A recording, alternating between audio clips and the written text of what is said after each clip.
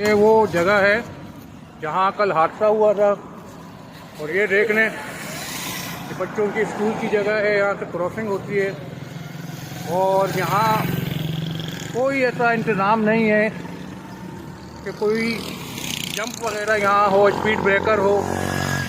और जो है सेफ्टी के हवाले से यहाँ गाड़ियाँ स्पीड से गुजरती हैं और ये बच्चे रोड क्रॉस कर रहे हैं। ये देखें कितना ख़तरनाक है, ये गाड़ियाँ स्पीड से जा रही हैं।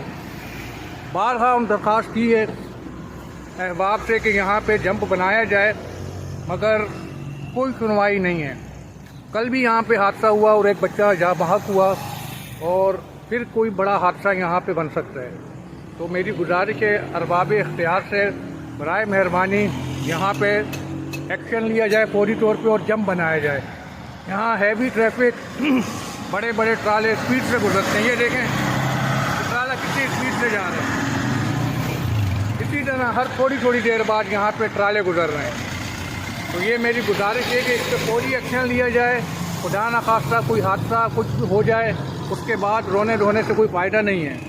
तो यहाँ पे जंप की बहुत ज़रूरत है। ये आप देख लें, ये ट्राला आ रहे हैं, ये बच्चे, ये ट्राले आ रहे हैं, किस स्पीड से आ रहे हैं। ये देख लें, बिल्कुल जाम खड़े में, ये किसी भी वक्त गिर सकते हैं।